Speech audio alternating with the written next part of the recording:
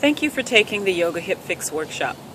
And what I've done is I've included in this video some very simple take-home exercises and self-massage techniques that you can do at home. I've taken some of the exercises from the workshop, actually all of them have come from the workshop, and I've condensed them into a very simple, most important things that you can do to increase your hip mobility. Now, I will often say, hold this pose for a minute or 5 minutes, or do 25 of these or 50 of these. The most important thing for you to remember is to listen to your body. Because I'm not there with you, working with you one-on-one, you need to monitor how you feel. In fact, even if I was there, you need to monitor how you feel. It's more important that you listen to your body than to me. And what I mean is, if I say do 25 of these and after 10, something feels like it's not working, or it hurts, or it feels uncomfortable, or you feel like you've reached your limit, stop at 10. If I say do 50 and at 20 it doesn't feel right, stop at 20. You need to know what your body needs so that you can adapt any exercise you do and go to any class, listening to your body and not getting hurt. Okay? So we'll start with the self-massage techniques to open things up. I am using yoga tune-up balls. I like these. These were created by Jill Miller. There are lots of massage balls. You can use different ones. I just happen to like these because they're firm, but they're not hard like lacrosse balls, or even the trigger point balls that many people buy at the running stores. These are not as hard as those. And I like the texture because if you don't have fabric, they're really good at gripping the skin and the tissues, the fascia, so that you can experience a more effective change in the tissues. So we'll start off lying on the back.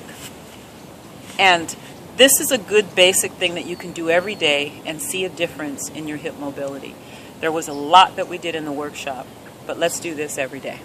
Okay? You'll lie on your back. Take your balls. Put them, if you don't remember where your sacrum is, use your hand out, look at it, at around right in the middle of your sacrum, and put them together. And then you're going to rock from side to side. And now the balls will open up, they'll separate. When they get too far apart, you'll put them together again and continue the process. You can do that a few times, and if you find a part that needs a lot of attention, you can just kind of hang out there and breathe and allow it to open up. After you've done with that, you put them to the point where they're about the middle of your buttocks, maybe closer together on the edge of your sacrum, and you just lean your leg out to the side. You can start with the right leg. And you can pause the video and do this a few times because this is not live time or it would take too long. Yeah? And then we'll go to the other side. You may do it about 10, 15, maybe 20 times. And if moving is too much, always feel free to just stay in one spot and hold. After that, bring the bottoms of your feet together and just hang out here, opening up the groin and the hip flexors. Now breathe down into your belly, down into the pelvis, and as you exhale, let everything soften and surrender to the earth. Now bring your knees up, and that's a really good start. You can hang out there. When you're done, come off the balls. And when you lay on your back, you notice the difference. The next one we're going to do is you set your balls aside, your butterfly. You sit with the soles of your feet together about 2 feet from your groin. Bow forward, walk your arms out, relax the shoulders, and you hang out here and breathe. Now you'll hold that for a minute to 5 minutes, so 1 to 5 minutes. If you're used to holding poses like this for a long time, then do 5. But if not, start with 1, and you can do it every day. And then after you've done it for 1 minute for a week or two, take it up to 2 minutes and work your way up to 5. You'll notice a big difference in the way that you feel. And then the next one is a hip opener that I like. I don't have a name for it. You come onto your knees, bring your 1 foot forward, have this knee right under the hip and the front knee right over the ankle. Bring the hands to the inside, bend your elbows, allow your head to drop.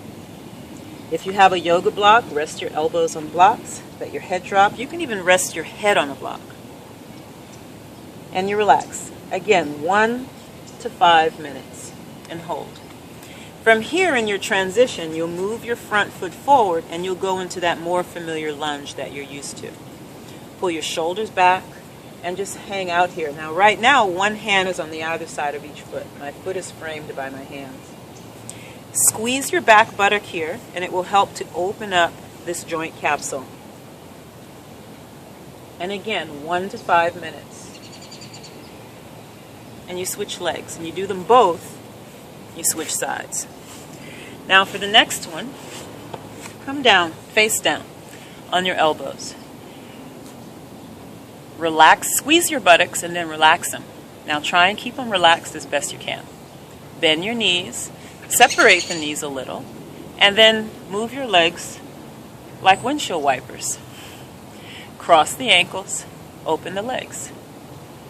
And for some whose hips are really open, perhaps your big toe will tap against the floor. That's not me. And you'll do this anywhere from 25 to 50 times. Feels really good. Relax your buttocks as best you can.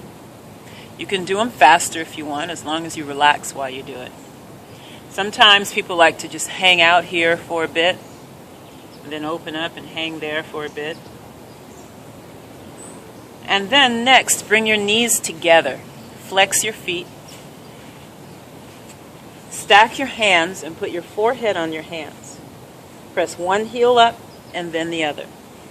And as you press the leg up, press your pubic bone your pubic bone and pelvis toward the earth. And if you're not if your buttock muscles and your hamstrings are weak, you may not be able to lift your leg more than a little bit. But that will improve as your hip mobility improves. And your strength. 25 to 50 times. Which would actually be, 25 each leg.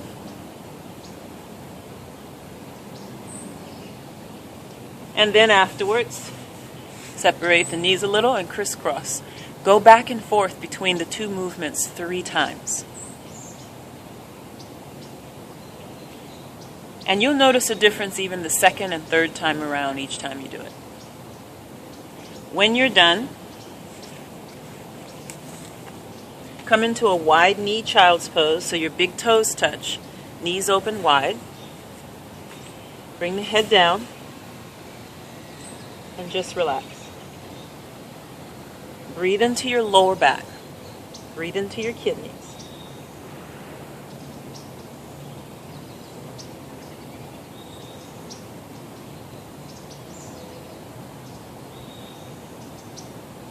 And then come up.